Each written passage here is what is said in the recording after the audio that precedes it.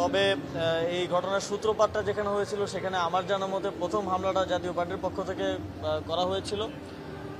আপনি 16 বছর ধরে 17 বছর ধরে এই দেশে একটা ফ্যাসিবাদ কায়েম করার জন্য যেভাবে সহযোগিতা করে গেছেন, তারপরে জুলাই গণঅভ্যুত্থানের পরে এই ধরনের দৃশ্যতা দেখানোটা আমি মনে করি যে এক ধরনের বোকামি এবং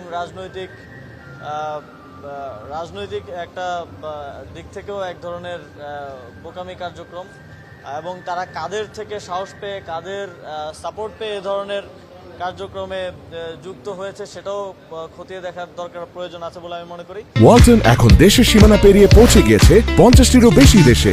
ওয়ালটন, ঘরে ঘরে বিশ্বজুড়ে। তবে যে কোনো এই ধরনের ঘটনার ক্ষেত্রেও আমি মনে করি যে এটা নিয়মতান্ত্রিকভাবে সমাধান করার প্রয়োজন। কোনো রাজনৈতিক দলকে যদি নিষিদ্ধ করার দাবি ওঠে, ইতিপূর্বে সরকার সেটা বিবেচনায় নিয়েছে। সেটা রাজনৈতিক দলগুলো, আপনারা জানেন যে ঐকমত্যের ভিত্তিতেই অন্তর্বর্তীকালীন সরকার সিদ্ধান্ত নিয়ে থাকে। রাজনৈতিক দলগুলো সে বিষয়ে দাবি জানাতে পারে, কথা বলতে পারে, তবে যে কোনো ধরনের ভ্যান্ডালিজম অবশ্যই